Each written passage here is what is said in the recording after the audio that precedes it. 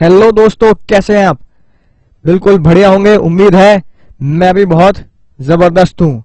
तो दोस्तों, आज का लेक्चर बहुत जबरदस्त, बहुत ही शानदार होने वाला है। बस गौर से देखते जाइएगा, राइट?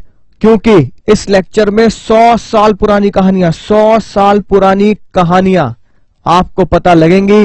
वो राज खुलेंगे जो पिछले 100 सालों से दफन है और आज उनका खुलासा होने वाला है।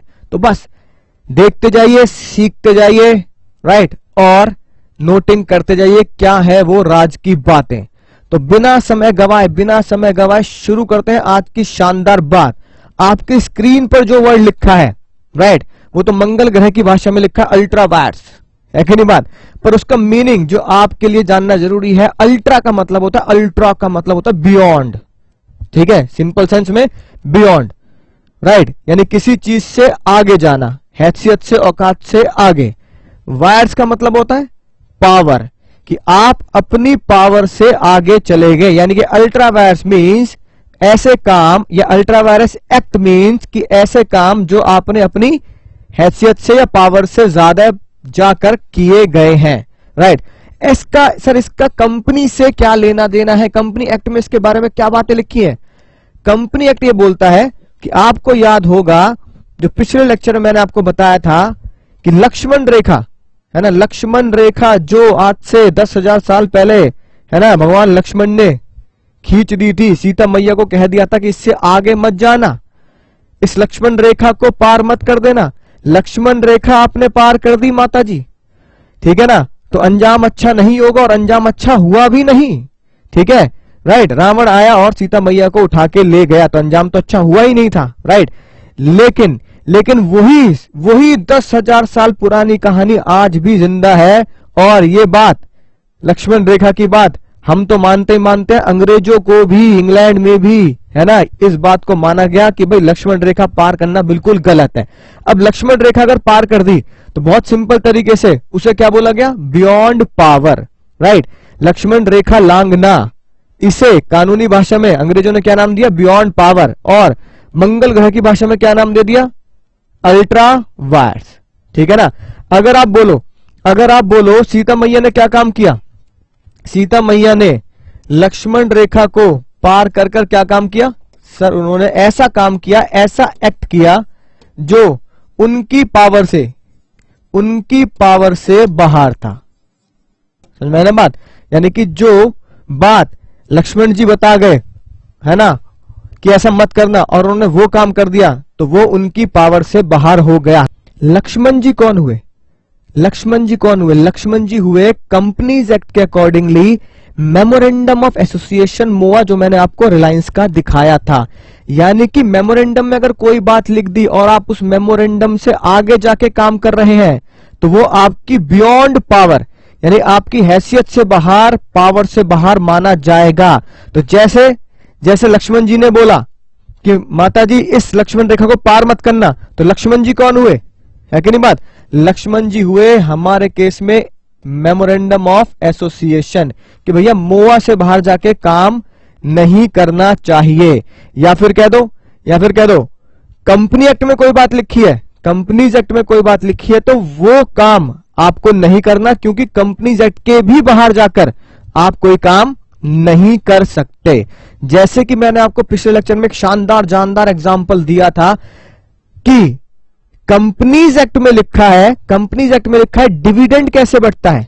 बताओ, कंपनीज एक्ट में लिखा है डिविडेंड कैसे बढ़ता है? सर, डिविडेंड बांटा जाता है प्रॉफिट्स ऑफ द कंपनी से। कहां से बांटा जाता है? प्रॉफिट्स ऑफ द कंपनी से।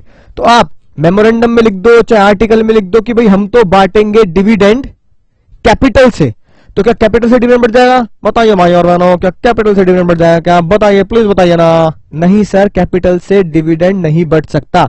अगर आप कैपिटल से बांटने की कोशिश करते हैं तो वो बियॉन्ड पावर चला जाता है। किसकी पावर से बाहर? कंपनीज एक्ट से बाहर चला गया, कंपनी एक्ट की पावर से ही आपने बाहर भेज दिया, तो वो काम क्या होगा? वॉइड एब इनिशियो। यानी कि क्या राज की बात पता लगी? अगर आप कोई भी काम लक्ष्मण रेखा को लांघ कर करते हैं, कोई भी काम लक्ष्मण रेखा के पार जाके करते हैं, तो वो सारे काम वॉइड होंगे, बेकार कहे जाएंगे। आपने डिविडेंड बांट दिया कैपिटल से, तो वो बेकार है डिविडेंड, आप ऐसा बांट ही नहीं सकते। Your work is beyond power ultra vires. उम्मीद है कॉन्सेप्ट बहुत बढ़िया तरीके से आपके घुटनों तक पहुंच चुका होगा। राइट, सबसे पहला सवाल, तो सबसे पहला सवाल नलायक को यही बनता है, राज की बात ध्यान रखेंगे, is ultra vires act binds the company. क्या अल्ट्रा वायरस एक्ट कंपनी को बाइंड करता है, या कंपनी अल्ट्रा वायरस काम के लिए जिम्मेदार होगी? बोलो। राइट, क्या समझ में आई बात है? कंपनी अल्ट्रा वायरस के लिए जिम्मेदार होगी? तो आप लिखोगे ना मुन्ना ना, कंपनी अल्ट्रा वायरस काम के लिए जिम्मेदार नहीं होगी। इसका मतलब यह हुआ कि अगर कंपनी ने कोई भी काम अल्ट्रा वायरस किया है और आपने उस काम को बढ़ावा दिया है और उसमें आपका नुकसान हुआ है, तो कंपनी उसके लिए जिम्मेदार नहीं होगी। क्योंकि आपको पता है हम क्या पढ़ते हैं? हम पढ़ते हैं सर सेक्शन 399, जिसमें लिखा है हर एक बंदा जो कंपनी से डील करता है, माना जाता है कि उसने MOA और AOA पढ़ भी रखा है और समझ भी रखा है।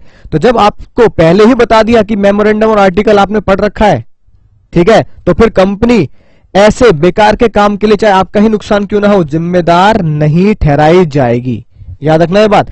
यानी कि अल्ट्रा वायरस एक्ट लक्ष्मण रेखा लांग कर कोई भी काम करोगे तो वॉइड अब इनिशियो होगा, और वो वॉइड होगा तो वो किसी के भी खिलाफ नहीं जाएगा, कोई भी उससे बाइंड नहीं होगा।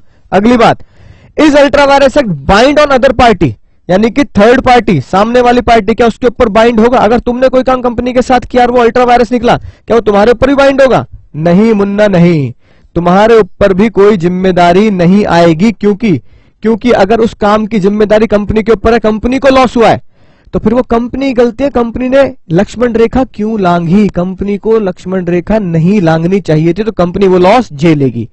इसका मतलब क्या हुआ?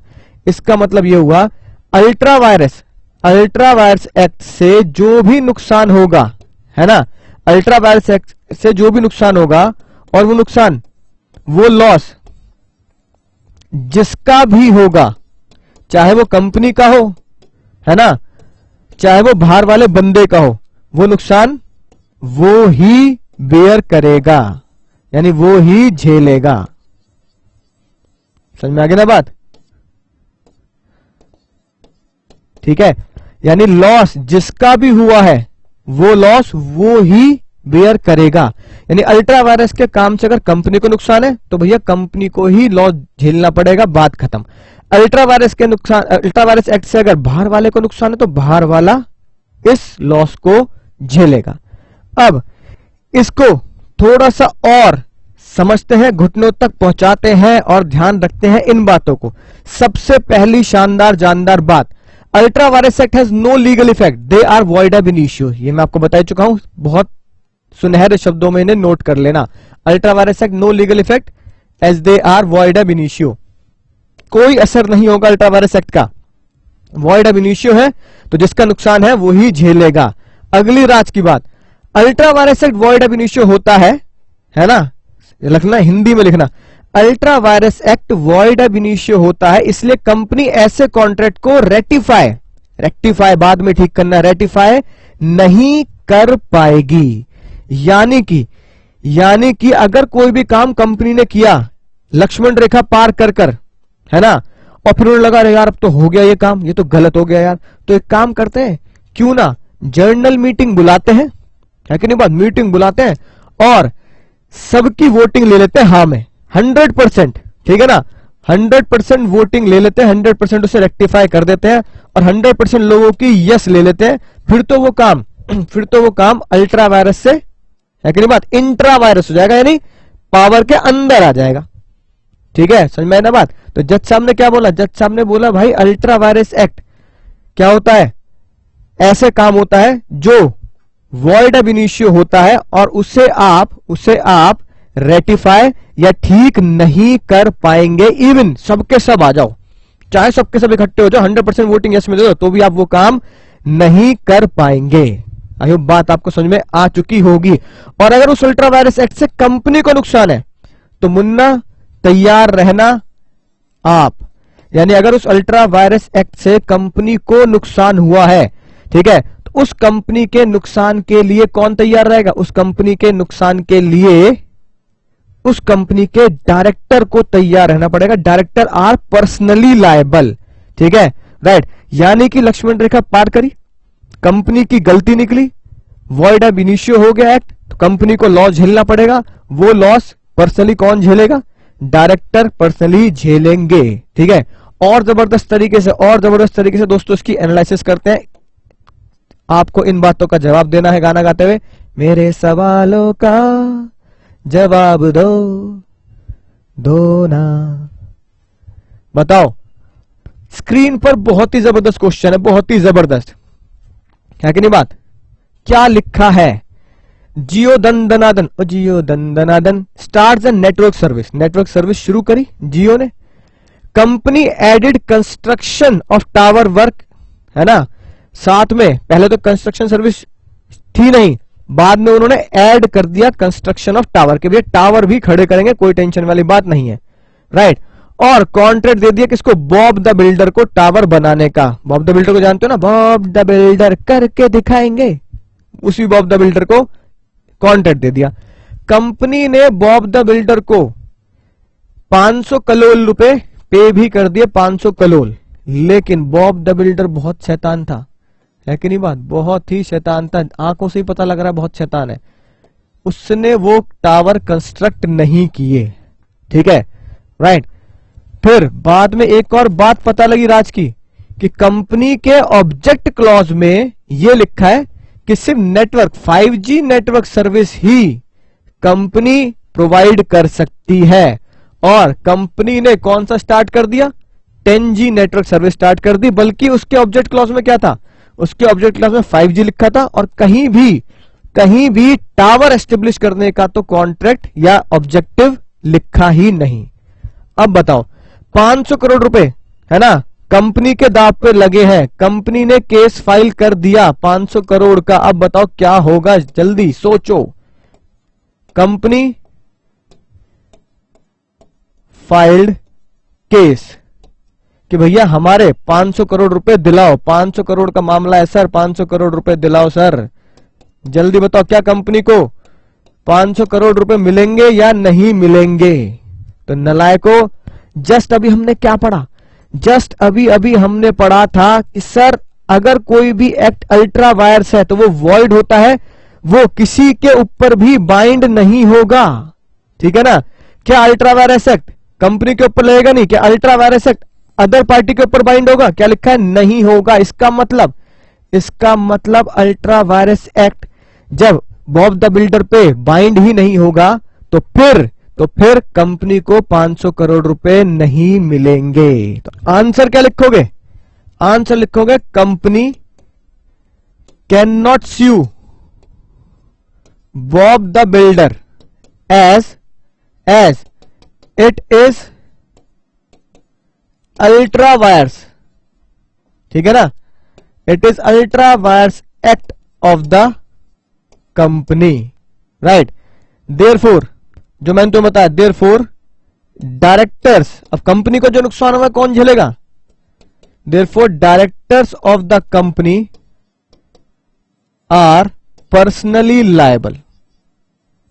ठीक है जी, पर्सनली लायबल, राइट। तो ये शॉर्ट में मैंने आपको आंसर बता दिया। अगर पूरा आंसर लिखना होगा एग्जाम में तो आप क्या लिखेंगे? आप पहले डॉक्ट्राइन ऑफ अल्ट्रा वायर्स को क्या करेंगे? एक्सप्लेन करेंगे, फिर ये आंसर लिखेंगे। अगली राज की बात बहुत ही मजेदार। पढ़ो, in the above case Bob the builder constructed the tower. ये लो, Bob the builder constructed the tower but company did not make the payment. भैया बॉब द बिल्डर ने टावर तो बना दिए, लेकिन कंपनी ने पेमेंट नहीं करी। अब बताओ अब क्या होगा? बॉब द बिल्डर क्या बोल रहा है? अब बॉब द बिल्डर है ना, बहुत ही दुखी है। Now Bob file the case, Bob ने केस फाइल कर दिया। ठीक है, क्या वो जीतेगा नहीं जीतेगा? क्या डिसीजन आया होगा कोर्ट में? क्या डिसीजन आया होगा जज साहब का? जज साहब ने क्या बोला? Bob the builder can not sue the company, right, as its ultra wires act. और हमें पता ही है कि हम क्या मानते हैं सेक्शन 399 ऑटोमेटिकली क्या होता है, अप्लाई होता है। तो जज साहब ने क्या बोला कि भाई साहब हम तो ये मान के बैठे, हमने तो ये अप्लाई कर दिया 399 कि आपको पूरी नॉलेज थी किसकी, ऑब्जेक्ट क्लॉज की भी, यानी मेमोरेंडम ऑफ एसोसिएशन की भी और आर्टिकल ऑफ एसोसिएशन की। फिर भी आप नॉलेज रखते हुए भी कि वो ऐसा काम नहीं कर सकते, फिर भी आप उनसे डील करने जा रहे हो, तो भाई साहब आपकी गलती है। क्यों मेमोरेंडम पढ़ने के बाद वो काम कर रहे हो जो उनकी लक्ष्मण रेखा के बाहर है। तो क्या लिखोगे, एक और मजेदार बात, एक अगली मजेदार बात क्या है, जो टावर है वो क्या है, now towers are property of the company. भैया टावर तो बन गए, वो किसकी प्रॉपर्टी हो गई, towers are the property of the company. उम्मीद है बिल्कुल शानदार जानदार तरीके से आपको अल्ट्रा वायर्स का कॉन्सेप्ट समझ में आया होगा। वॉइड अब इनिशियो होता है, जिसने है ना गलती की है या जिसका लॉस हुआ है वही झेलेगा, राइट। अब एक शानदार केस, एक्चुअली में ऐसा हुआ क्यों, यानी एक्चुअली में ऐसा था क्या जो अल्ट्रा वायर्स को है ना इतनी इंपॉर्टेंस दी जा रही है, अल्ट्रा वायर्स है ना इतनी खतरनाक चीज बन गई हमारे लिए। एक्चुअली में ये कहानी शुरू हुई आज से कई साल पहले, 100 साल पहले, 1875। ध्यान सुनना, बहुत ही मजेदार चीज है। 1875, राइट। एक कंपनी थी, नाम था Ashbery railways carriage and iron company limited. क्या नाम था, नाम याद रखना है सर, जी हाँ नाम याद रखना है, Ashbery railway carriage and iron company limited. इनके बहुत सारे बिजनेस थे। किस तरह के बिजनेस थे सर, कुछ इस तरह के बिजनेस थे, सेल और है ना लैंड, ई आएगा ना, लैंड, रेलवे कैरेज यानी कि रेलवे के कैरेज हो गए, यानी डब्बे, वैगन यानी कि पहिए, उनको बेचते थे है ना और किराए पर दिया करते थे। दूसरा काम क्या था, बहुत ही खतरनाक, work of mechanical engineers and general contract. एक ये वर्ड लिखा था, जनरल कॉन्ट्रैक्ट्स, मैकेनिकल इंजीनियर्स। कुछ माइंस वगैरह का बिजनेस भी करते थे और मेटल वगैरह का भी बिजनेस किया करते थे। कंपनी पहुंची दुनिया के सबसे अमीर आदमी के पास, जिसे आप बचपन में है ना देखते आए हैं, राइट। यानी कि इस बंदे का जो डॉग है, कुत्ता है, वो भी क्या है, डॉलर्स, उसका नाम भी डॉलर है, उसके ऊपर डॉलर के निशान ही बने हुए हैं। यानी कि इस बंदे का नाम था रिची रिच। क्या नाम था, रिची रिच, याद आ गया ना, रिची रिच। लेकिन हमें एग्जाम में रिच मत लिख के आना है, सिर्फ क्या लिख के आना है, सिर्फ रिची लिख के आना है। कंपनी पहुंची रिची के पास, कहा भाई साहब फाइनेंसिंग कॉन्ट्रैक्ट करना है, फाइनेंसिंग कॉन्ट्रैक्ट, पैसा चाहिए, फाइनेंसिंग कॉन्ट्रैक्ट करना है। ठीक है, क्यों करना है सर, एक्चुअली में हम बेल्जियम में, ठीक है सर, बेल्जियम में हम रेलवे ट्रैक बिछाने वाले हैं, रेलवे ट्रैक। ठीक है जी बात, अंग्रेजों का जमाना है, ठीक है, रेलवे ट्रैक हम बिछाने वाले हैं, उसके लिए पैसे की जरूरत है, आप हमसे पैसे का कॉन्ट्रैक्ट कीजिए, हमें पैसे दीजिए। रिची रिच ने पैसे का कॉन्ट्रैक्ट किया, लोन प्रोवाइड कर दिया। ठीक है जी, इतनी बात बिल्कुल घुटनों तक पहुंच चुकी होगी। लेकिन मजेदार बात क्या हुई, कंपनी ने ब्रीच किया। किसने ब्रीच किया, कंपनी ने ब्रीच कर दिया कॉन्ट्रैक्ट और रिची कोर्ट तक पहुंच गए। Riche filed the suit. क्या कहा रिची ने कोर्ट में जाके, रिची ने कोर्ट में जाके ये बात बोली, सर मुझे ये लगता है कि जो मैंने कॉन्ट्रैक्ट किया है फाइनेंस का वो बिल्कुल सही किया है, मुझे पैसे वापस मिलने चाहिए। मैंने कंपनी को लोन दे दिया है कि नहीं बात, मान लो 1000 करोड़ का लोन दे दिया जी, मैंने कंपनी को 1000 करोड़ का लोन दे दिया, कंपनी ने अपना काम वाम भी कर लिया होगा, मुझे वो लोन वापस नहीं दे रहे। ठीक है, तो मुझे लगता है कि मुझे लोन वापस मिलना चाहिए। जज साहब ने सबसे पहली शानदार बात क्या बोली, सुनना ध्यान से। जज साहब ने बोला भाई साहब पैसा बहुत है आपके पास, मान लिया, लेकिन ये बताओ 399 लगता है आपके ऊपर, 399 सेक्शन 399 लगता है, और वो कहता है कि अगर आपने कंपनी के साथ कॉन्ट्रैक्ट किया है तो हम ये मानेंगे कि आपने मेमोरेंडम और आर्टिकल पढ़ लिया है और समझ भी लिया है। बताओ आपने मेमोरेंडम आर्टिकल पढ़ा, क्या मेमोरेंडम आर्टिकल को समझा, बताइए आप पढ़ा या नहीं पढ़ा। रिची आया अपनी एक फोटो लेकर, रिची ने बोला सर बिल्कुल गौर से पढ़ा है, ये देखिए, है कि नहीं बात, इतने गौर से पढ़ा है, इतने गौर से पढ़ा है कि डॉलर्स की कुर्सी पे बैठ के मैंने उनका मेमोरेंडम और आर्टिकल गौर से पढ़ा है। तो जज साहब ने बोला भाई जब इतनी रिसर्च करी ली है आपने तो आप मुझे ये बता दो भैया, जब आपने पढ़ लिया तो कहां आपको ऐसा लगा कि फाइनेंस का कॉन्ट्रैक्ट यानी कि लोन का कॉन्ट्रैक्ट, पैसों की लेन देन का कॉन्ट्रैक्ट है ना, वो भी किसके लिए, रेलवे ट्रैक बिछाने के लिए, ठीक है, वो भी इतने हजारों करोड़ का, कंपनी के इंट्रा वायर्स एक्ट में आता है, यानी कंपनी वो कॉन्ट्रैक्ट कर सकती है। सोचिए, ठीक है ना। एक तो फाइनेंस का कॉन्ट्रैक्ट किया, तो हमें तो नहीं लगता यहां पे कहीं फाइनेंशियल कॉन्ट्रैक्ट की बात लिखी है। दूसरी बात, कंपनी का काम क्या है, कंपनी का काम है रेलवे के डब्बे बनाना, रेलवे के पहिए बनाना, डब्बे बनाना, पहिए बनाना, डब्बे बनाना, पहिए बनाना, ठीक है, राइट। मैकेनिकल इंजीनियरिंग के काम करना, नॉर्मल इंजीनियरिंग, मैकेनिकल इंजीनियरिंग काम करना, और माइंस वगैरह का काम करना, और मेटल वगैरह काम करना। रेलवे ट्रैक का काम भी तो नहीं है।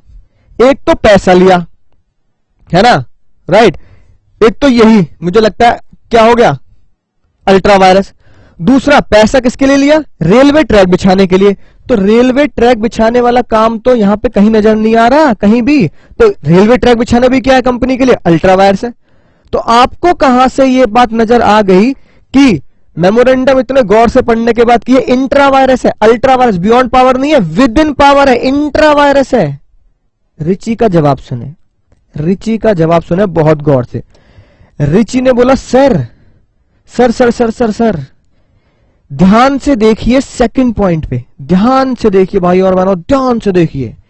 सेकंड पॉइंट में लिखा है मैकेनिकल इंजीनियरिंग जैसा काम, मैकेनिकल इंजीनियरिंग जैसा काम एंड जनरल कॉन्ट्रैक्ट। सारी कहानी यहां आके अटक गई, जनरल कॉन्ट्रैक्ट।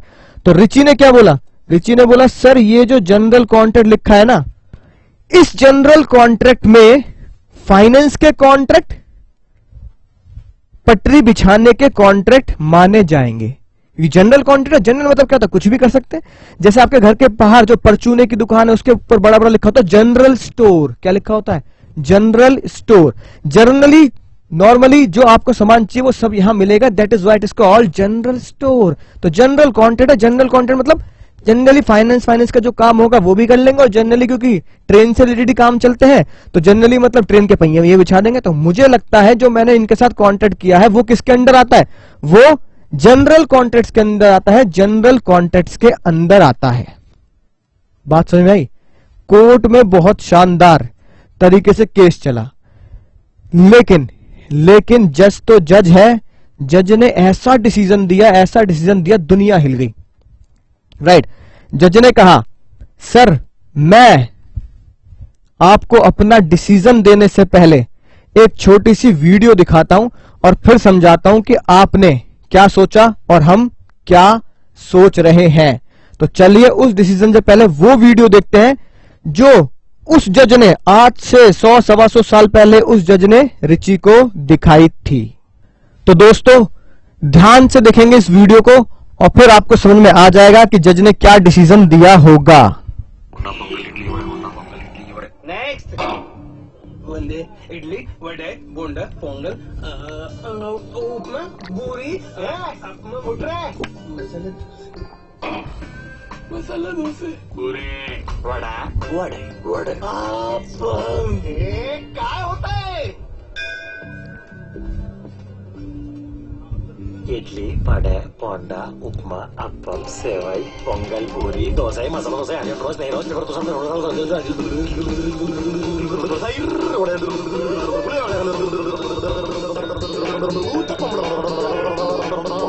समझ में आया कुछ, सर पता ही नहीं लगा।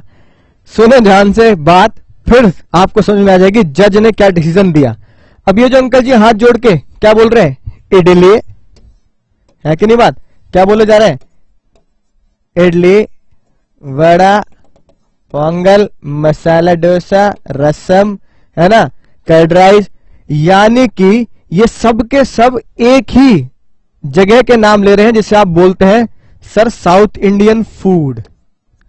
ठीक है जी, कौन सा फूड है सर, साउथ इंडियन फूड, सारे के सारे साउथ इंडियन। अब आप इस रेस्टोरेंट में जाएंगे, सुनना बहुत ध्यान से बात, अब आप इस जब रेस्टोरेंट में जाएंगे तो आप क्या ऑर्डर करेंगे, ठीक है, ऑब्वियसली बात है सर, हम ऑर्डर क्या करेंगे, साउथ इंडियन फूड ही हम ऑर्डर करेंगे। लेकिन लेकिन लेकिन अगर आपने बोला कि भाई मुझे चाहिए छोले भटूरे, ठीक है, क्या चाहिए, छोले भटूरे, तो लाके दे देगा क्या, वो लाके दे देगा क्या? अब वो कह रहा है सर इडली वड़ा सांबर पोंगल, और बड़ा बड़ा साथ में क्या लिख दिया, एटसेट्रा, राइट, क्या लिख दिया, एटसेट्रा, ठीक है।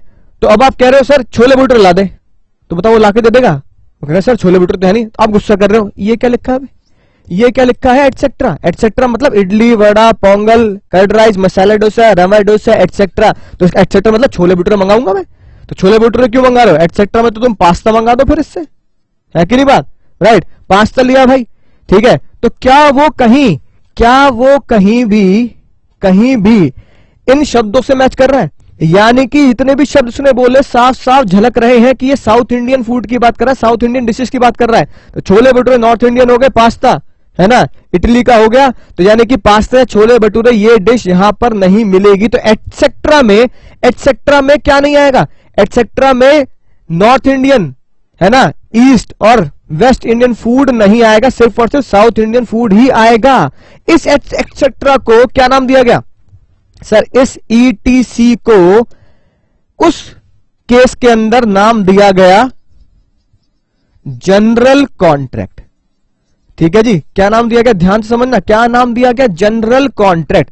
यानी कि जब ये जनरल वर्ड जिस भी चीज के साथ जोड़ा जाता है, ये जनरल वर्ड जिस भी चीज के साथ जोड़ा जाता है, ये जनरल वर्ड उसी चीज को रिफ्लेक्ट करता है, ये जनरल वर्ड उसी चीज को रिफ्लेक्ट करता है। उस केस में समझ गए बात, डिसीजन समझ चुके हो आप। उस केस में एशबरी रेलवे कैरेज वाले केस में जनरल वर्ड बताओ किसके साथ लिखा था, जनरल कॉन्ट्रैक्ट वर्ड किसके साथ लिखा था सर, जनरल कॉन्ट्रैक्ट वर्ड लिखा था मैकेनिकल इंजीनियरिंग के साथ। किसके साथ लिखा था, मैकेनिकल इंजीनियरिंग के साथ लिखा था। अगर वो मैकेनिकल इंजीनियरिंग के साथ लिखा है तो ये जर्नली जो जनरल कॉन्ट्रैक्ट वर्ड जुड़ेगा या रिफ्लेक्ट होगा, वो किसके साथ रिफ्लेक्ट होगा सर, वो रिफ्लेक्ट होगा मैकेनिकल इंजीनियरिंग कॉन्ट्रैक्ट के साथ।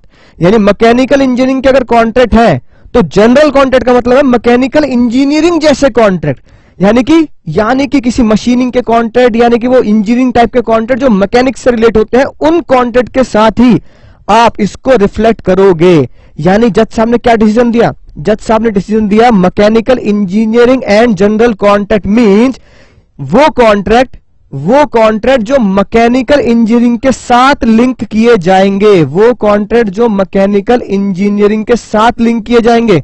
बोलो फिर से मेरे साथ, किसके साथ लिंक किए जाएंगे, मैकेनिकल इंजीनियरिंग के साथ लिंक किए जाएंगे। तो क्या फाइनेंस लेना मैकेनिकल इंजीनियर हुआ, नहीं हुआ। क्या रेलवे की पटरी बिछाना मैकेनिकल इंजीनियर हुआ, जज साहब ने कहा नहीं हुआ। तो भैया पैसों को लेने देने का कॉन्ट्रैक्ट, लोन का कॉन्ट्रैक्ट मैकेनिकल इंजीनियरिंग कॉन्ट्रैक्ट नहीं माना जाएगा। सुने ध्यान से रिची भाई साहब, ध्यान से है ना, नोट कर ले एक बात अंतरात्मा की गहराई तक, कि ये जो वर्ड लिखा है ना, work of mechanical engineers and general contract, तो जनरल कॉन्ट्रैक्ट ये किससे डिनोट करता है, किससे लिंक करता है, यानी कि इसको आप लिख सकते हो general contracts of mechanical engineering. तो जज साहब ने बोला work of mechanical engineering and general contract, तो जनरल कॉन्ट्रैक्ट वर्ड कोई और कॉन्ट्रैक्ट होएगा ही नहीं, सिर्फ कौन सा कॉन्ट्रैक्ट होगा, general contract only of mechanical engineering work. यानी जो आपने भाई साहब काम किया, फाइनेंस कॉन्ट्रैक्ट जो किया, वो कॉन्ट्रैक्ट जनरल कॉन्ट्रैक्ट से रिफ्लेक्ट नहीं होता, यानी वो कॉन्ट्रैक्ट जनरल कॉन्ट्रैक्ट में नहीं माना जाएगा। आप केस हारेंगे sir.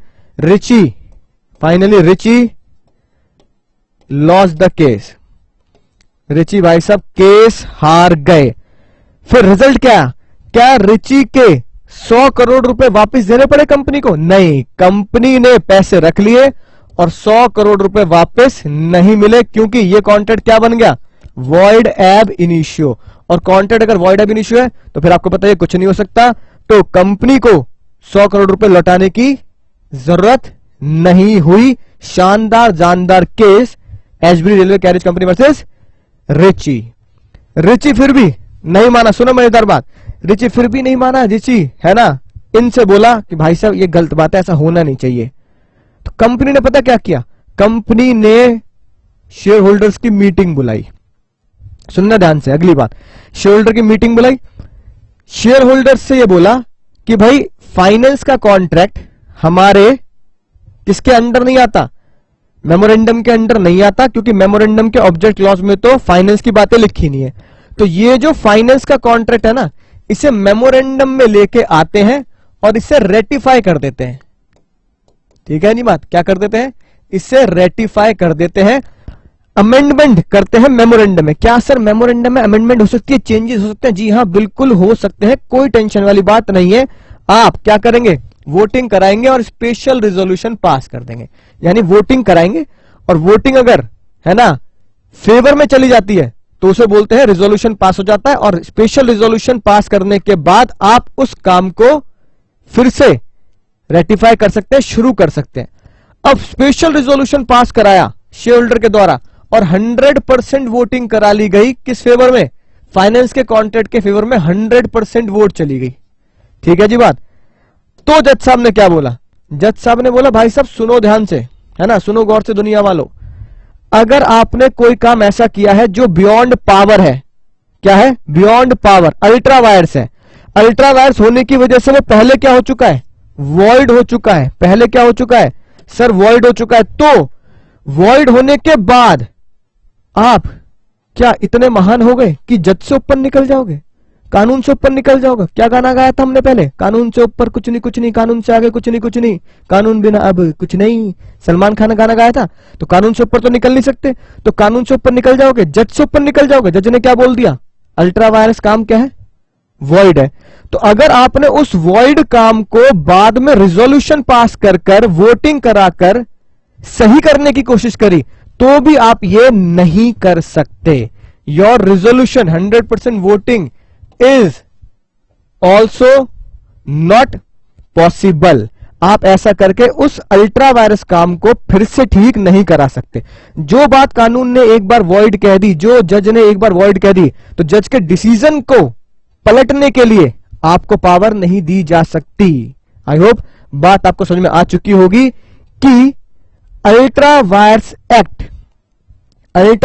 Act can not B ratified by the share holder.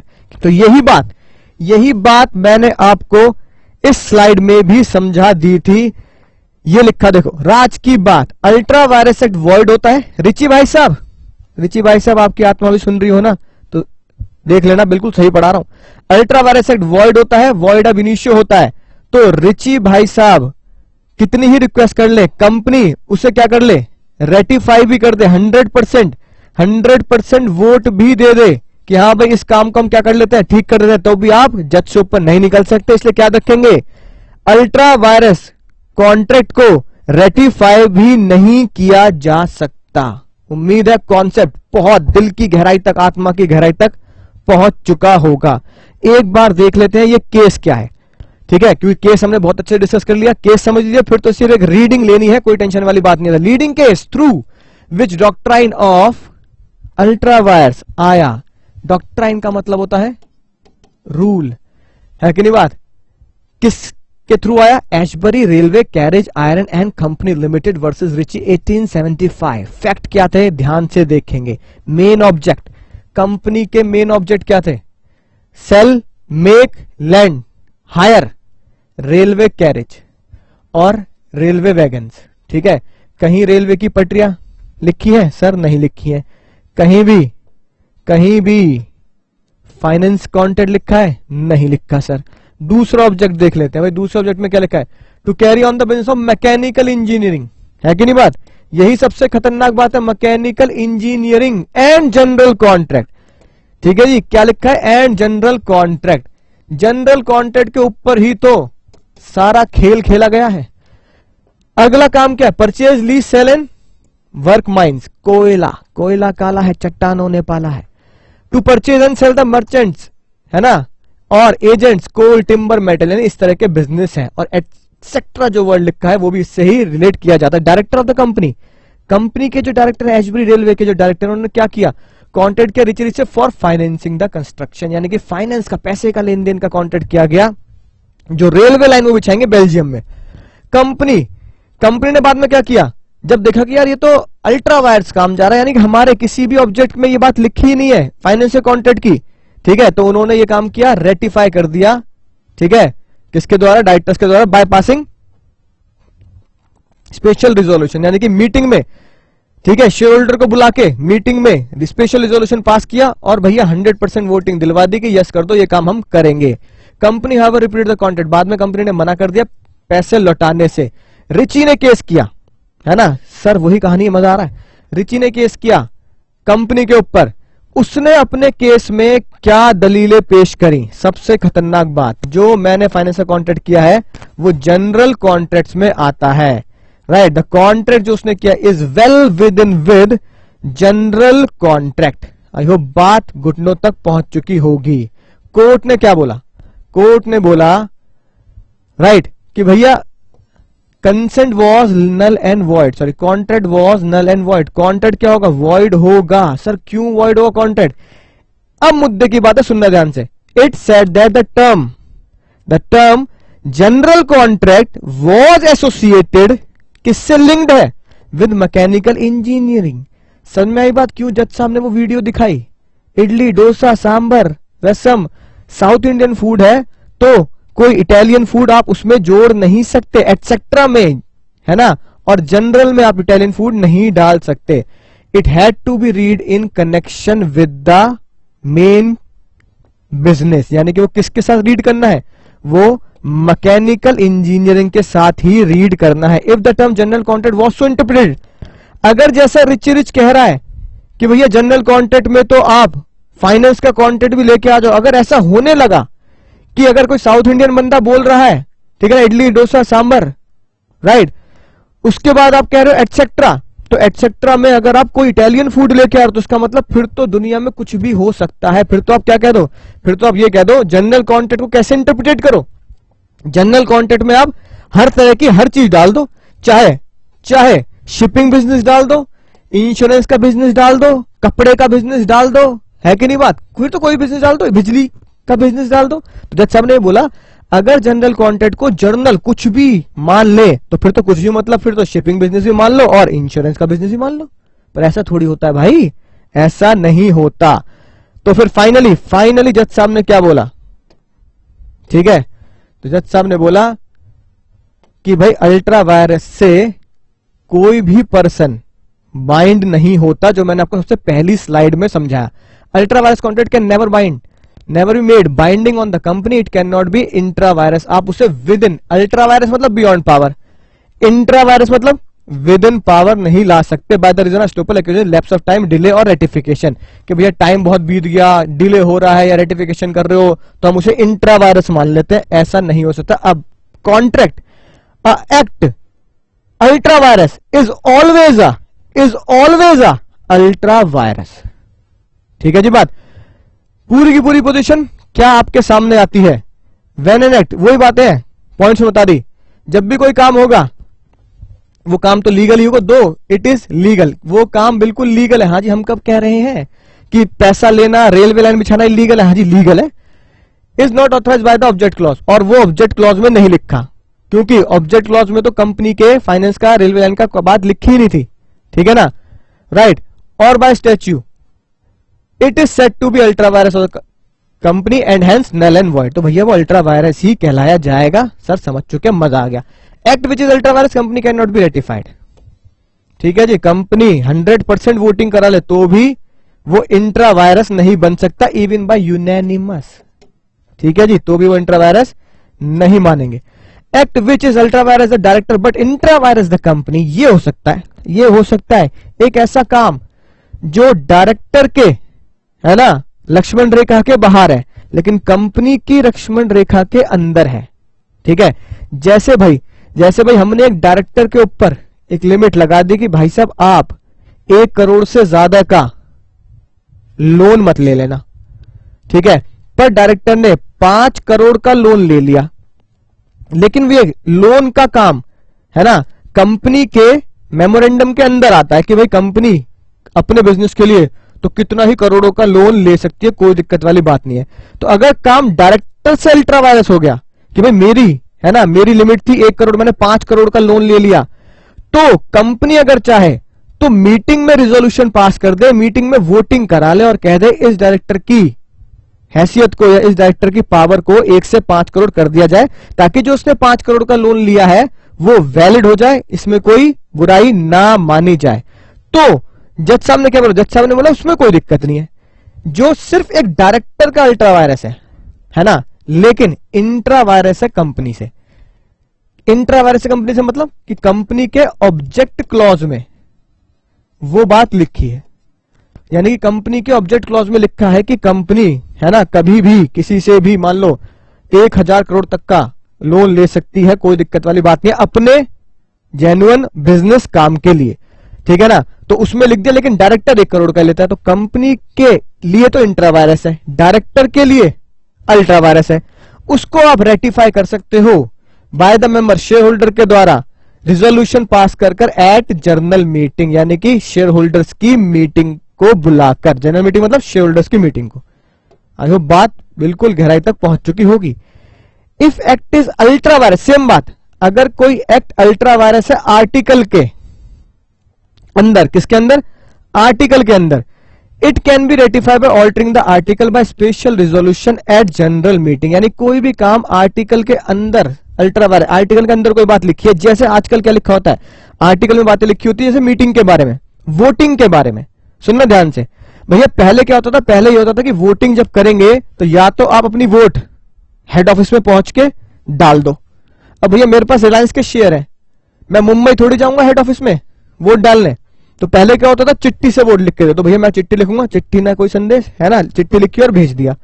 फिर क्योंकि जमाना बदल गया तो कंपनीज ने बोला चिट्ठी से भी क्यों पोस्ट करनी है वोट को, इलेक्ट्रॉनिक ई वोटिंग कर दो जी, ई वोटिंग, क्या कर दो, ई वोटिंग। अब ई वोटिंग क्या है, ई वोटिंग अल्ट्रा वायरस हो गई कंपनी के आर्टिकल के हिसाब से, भी कंपनी के आर्टिकल में ई वोटिंग जैसा शब्द लिखा ही नहीं है, ठीक है, कंपनी के आर्टिकल में ई वोटिंग लिखा ही नहीं है। तो जज साहब ने क्या बोला, टेंशन नको लेने का, ठीक है, क्या करो, आर्टिकल को ऑल्टर करो, आर्टिकल को चेंज करो और आर्टिकल के अंदर एक वर्ड ऐड कर दो, पोस्टल, है ना, चाहे आप पोस्टल यानी पोस्टल वोटिंग कर दो, चाहे आप ई वोट कर दो, कोई टेंशन वाली बात नहीं है। तो जज साहब ने कहा ये कर सकते हैं, ये हम अल्ट्रा वायरस नहीं मानेंगे, क्यों, क्योंकि ये अल्ट्रा वायरस आर्टिकल के लिए है, तो आर्टिकल में चेंज करके आप उसको इंट्रा वायरस बना सकते हैं। लेकिन कोई काम अगर है ना कंपनी लॉ से ऊपर जा रहा है या फिर मोआ से ऊपर जा रहा है तो और वो अल्ट्रा वायरस निकला, तो फिर उसे आप रेटिफाई नहीं कर पाएंगे एचबीडी रेलवे के हिसाब से। आई होप बात आपको समझ में आ चुकी होगी शानदार जानदार तरीके से, ठीक है। अब आखिरी में आते हैं जस्ट रीडिंग लेते हैं, डॉक्ट्राइन ऑफ अल्ट्रा वायरस। आप बिल्कुल कॉन्सेप्ट को समझ चुके हैं, टेंशन वाली कोई बात है ही नहीं, right. Ultra vires simply means beyond the power, the legal phrase ultra vires applicable on to act then excess of the legal power of the doors, यानी कि डोर्स मतलब जो काम कर रहा है उसकी पावर से बाहर नहीं होना चाहिए, यानी कि कर्ता, क्या लिखेंगे, कर्ता। This presupposes that the power in the nature are limited, कि भैया पावर जो होती है ना वो लिमिटेड ही होती है, ठीक है ना, अनलिमिटेड पावर नहीं दे देंगे आपको, भगवान नहीं बना देंगे आपको। और फंडामेंटल रूल क्या है, बेसिक रूल तो कंपनी लॉ यही कहता है, अगर कंपनी लॉ को ध्यान से जितना भी हमने पढ़ा है, बेसिक बात, एक जनरल बात ये निकल के आती है कि जो भी बात मेमोरेंडम में लिखी है आप उससे बाहर नहीं जा सकते, और अगर उससे बाहर जाने की कोशिश भी करोगे तो उतनी ही कोशिश करना जितनी एक्ट आपको परमिशन देता है कि नहीं बात, यानी एक्ट से ऊपर नहीं निकल सकते, याद है ना बात। मेमोरेंडम अगर पिताजी है, एक्ट दद्दू है कि नहीं बात, दद्दू से ऊपर तो आप निकल ही नहीं सकते। This far as no further, बिल्कुल सही बात है। In consequence any act done or contract made by the company which travels beyond the power, कोई भी काम जो ट्रेवल निकल जाए पावर से बाहर, not only of the director but also of the company and wholly void and inoperative in law, चाहे वो डायरेक्टर से निकल जाए, चाहे वो कंपनी किसी भी काम से निकल जाए, तो वो इनऑपरेटिव होगा यानी void होगा, not binding on the company. ये बात समझ में आ गई, ठीक है ना। और आज की बात जो मैंने आपको बता दी वो कंपनी के ऊपर भी बाइंड नहीं होती, वो बाहर वाले के ऊपर भी बाइंड नहीं होती। On this account company can be restrained from employing it's fund for the purpose, है कि नहीं बात, अदर देन दो सैंक्शन बाय द मेमोरेंडम। अपने पैसे को उन कामों के लिए मत लगाओ जो मेमोरेंडम में नहीं लिखा, यानी कि उन्हीं कामों के लिए लगा सकते हो जो मेमोरेंडम ने सैंक्शन किए हैं। It can be restrained from carrying on a trade different from one authorised by to carry on, यानी कि आप restrain to carry on trade वो बिजनेस नहीं कर सकते जो ऑब्जेक्ट क्लॉज में नहीं है कि नहीं बात। तो एशबरी रेलवे की यही तो बात निकली, ठीक है। उनके ऑब्जेक्ट क्लॉज में जब फाइनेंसिंग का बिजनेस या पटरी बिछाने का बिजनेस नहीं है तो फिर वो काम वो नहीं कर सकते। वही बातें हैं, थोड़ी सी लीगल लैंग्वेज पे गौर करेंगे और याद करने की कोशिश करेंगे। थोड़ा सा तो याद करना पड़ेगा क्योंकि डॉक्ट्राइन है, रूल है, तो रूल को थोड़ा सा याद करना पड़ता है। Impact of doctrinal term is that company can neither be sued, company can neither, ये है सबसे खतरनाक बात। ये चांद तारे लगाएंगे इसके ऊपर, समझ रहे हो बात को, राइट। खतरा बना लो इस पहली लाइन के ऊपर, डेंजरस। क्या लिखा है, company can neither be sued on the ultra virus transaction nor it can sue on it, ठीक है जी बात। कंपनी के ऊपर केस नहीं हो सकता, ना कंपनी किसी और के ऊपर केस कर सकती, ये है राज की बात, ठीक है। Since the memorandum is a public document, memorandum public document है, सेक्शन 399 आपको मैं बता ही चुका हूं, टेंशन वाली बात है ही नहीं, जस्ट रीडिंग लेनी है। पब्लिक के लिए ओपन है तो ये माना जाएगा। अगर रिची रिच ने कंपनी के साथ कॉन्टेक्ट किया तो उसने डॉक्यूमेंट पढ़ रखा है, बॉब द बिल्डर ने कंपनी के साथ कॉन्टेक्ट किया तो उसने डॉक्यूमेंट पढ़ रखे हैं, ठीक है ना, right. Deem to be know about the power of the company. If in spite of this you enter the transaction which ultra vires the company you can not enforce against the company, तो फिर आप company के खिलाफ नहीं जा पाएंगे। I hope बात आपको समझ में आ चुकी होगी। और एग्जाम्पल भी कुछ वैसे ही लिखा है, इफ यू आर सप्लाई, है ना, तुम्हारे लिए बात चल रही है, तुम्हारे लिए, ठीक है। यू तुम्हारे लिए लिखता हूं मिस्टर एक्स, मिस्टर एक्स कौन हो गए सर, इमरान हाशमी, वही है मिस्टर एक्स। आपने कंपनी को गुड्स दे दिए, आपने कंपनी को सर्विस दे दिया, आपने कंपनी को लोन दे दिया, सुनना ध्यान से, क्या किया, कंपनी को लोन दे दिया। You can not obtain payment और रिकवर द मनी, खत्म कहानी। आपने जैसे ही कंपनी को लोन दिया अब आप उस लोन को रिकवर नहीं कर सकते अगर वो ट्रांजेक्शन कंपनी के लिए अल्ट्रा वायर से कंपनी के मेमोरेंडम में लिखी नहीं है। But if the money advance to the company has not been expended the lender may stop the company for parting it by means of injunction, यानी कि अगर वो पैसा खर्च नहीं हुआ, अगर वो पैसा बचा हुआ है कंपनी के खाते में, कंपनी के अकाउंट्स में, तो आप केस तो नहीं कर सकते, बस इंजंक्शन ऑर्डर ला सकते हैं। आप इंजंक्शन ऑर्डर ला सकते हैं, यानी कि स्टे ऑर्डर ला सकते हैं कि भैया मेरा पैसा कंपनी के पास पड़ा है, कंपनी के बैंक अकाउंट में अभी भी पैसे हैं सर, मुझे पता है, कंपनी को रोक दो, कंपनी को रोक दो उसे खर्च करने से, तो कोर्ट आपको कुछ रियायत दे देगा, राइट।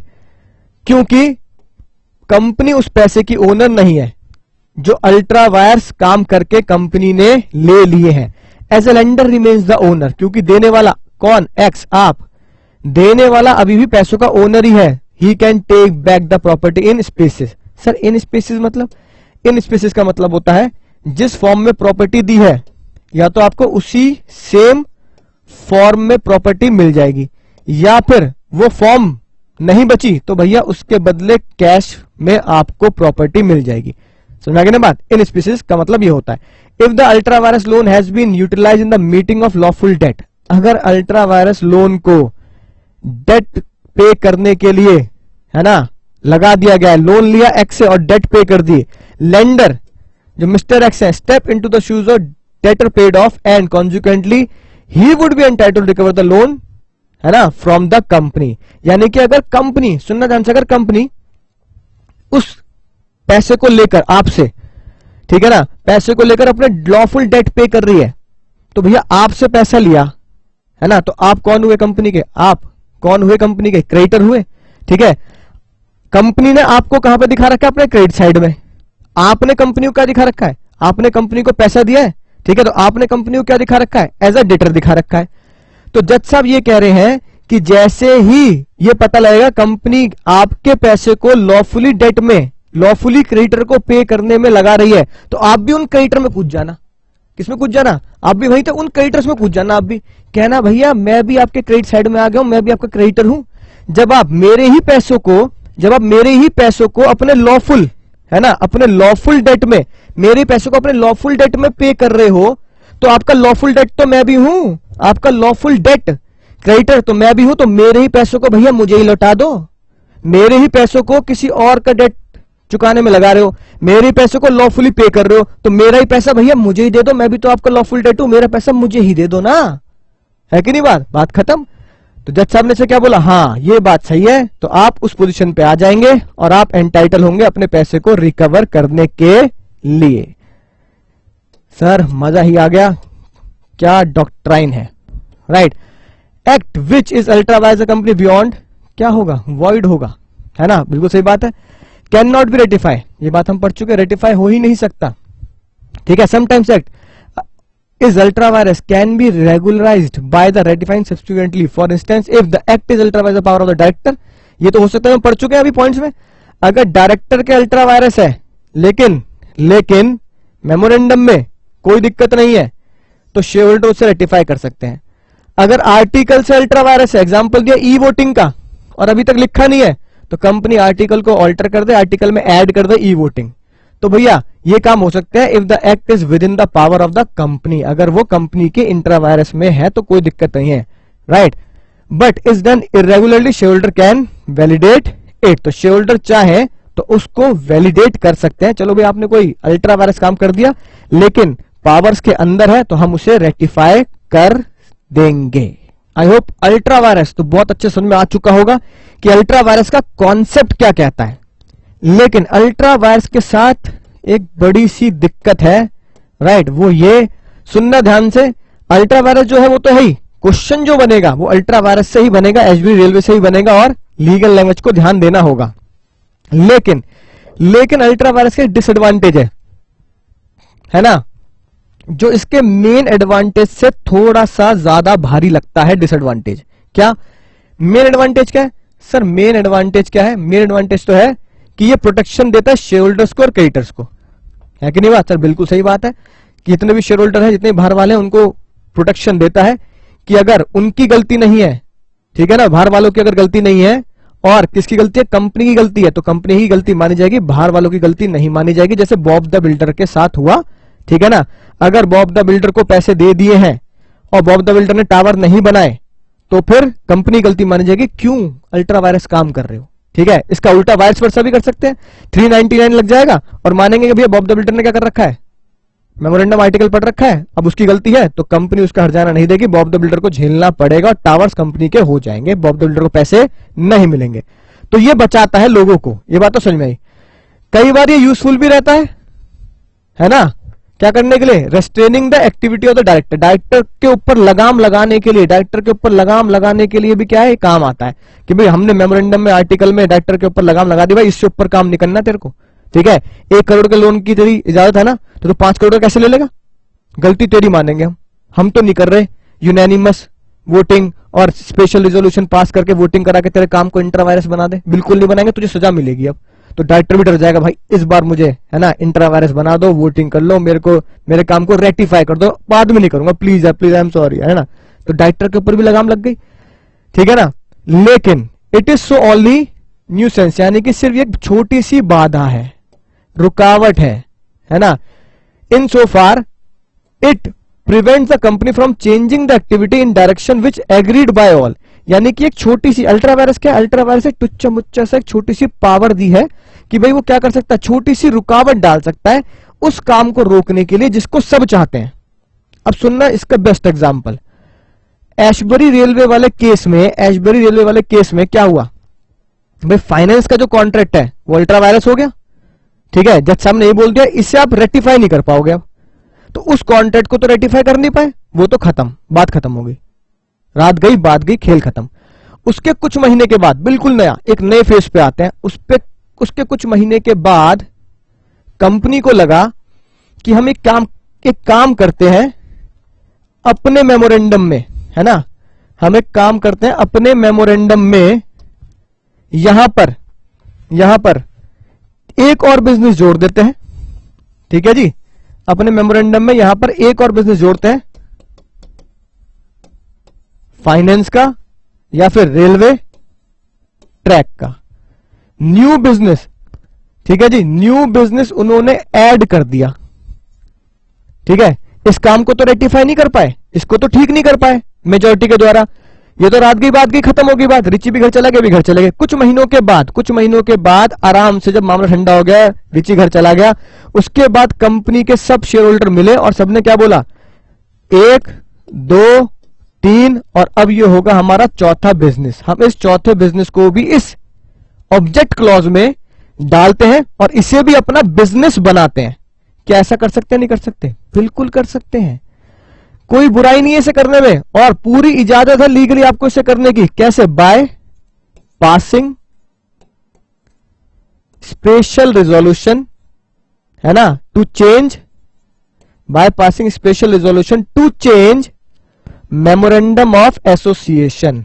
यानी कि आप स्पेशल रिजोल्यूशन पास करके अपने मेमोरेंडम में बदलाव लाएं और अपने मेमोरेंडम में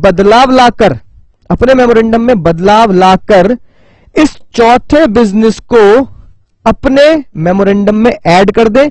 नाउ जैसे ही ऐड हो गया, जैसे ही ये बिजनेस ऐड हो गया, now you are free to do business और कॉन्ट्रैक्ट ऑफ फाइनेंस। आप अब इस फाइनेंस के और कॉन्ट्रैक्ट करने के एलिजिबल हैं। तो कोई बड़ी बात है? दत्त साहब ने बोला ये तो कुछ भी बड़ी बात नहीं, छोटी मोटी बात ही है। अल्ट्रा वायरस काम हो गया, अपने अपने घर चले गए, बात खत्म हो गई। अगर आपको लगता है आपको वो काम करना चाहिए तो अपने मेमोरेंडम को निकालो, उसमें अमेंड करो, स्पेशल रिजोल्यूशन पास करो और उसमें वो काम जोड़ दो। जैसे वो काम जोड़ दोगे, now you are legally authorise to do such kind of contract, है ना। मिल गई इजाजत आपको वो काम करने की जो पहले इजाजत नहीं थी। ठीक है जी, बात उम्मीद है बात आपको समझ में आ चुकी होगी। यही बात ये लिखी है, ठीक है, कि बस ये तो छोटी सी रुकावट है, उस काम में बाधा डालती है जो सब चाहते हैं। तो जो काम सब चाहते हैं, है ना, उसके लिए क्या करें? Doctrine of ultra vires act को कैसे डिफीट कर सकते हो आप क्या करो, ऑब्जेक्ट क्लॉज को इजीली ऑल्टर कर दो, है ना, स्पेशल रिजोल्यूशन पास कर दो, स्पेशल वोटिंग करा दो, स्पेशल रिजोल्यूशन पास कर दो और वो काम, वो बिजनेस अपने ऑब्जेक्ट क्लॉज में ऐड कर दो, जैसे एसबी रेलवे कर सकती है। तो उम्मीद है बहुत शानदार, बहुत जानदार तरीके से आपको ये बात समझ में आ चुकी होगी। बहुत ज्यादा डिटेल्ड एनालिसिस में आपको समझा चुका हूं। अब आपसे कभी भी इस कॉन्सेप्ट में गलती नहीं होगी। तो बस थोड़ा सा इंतजार और कीजिए, मैं मिलता हूं अगले लेक्चर में। तब तक बस पढ़ते रहिए, सीखते रहिए, आगे बढ़ते रहिए और दुआओं में याद रखिए।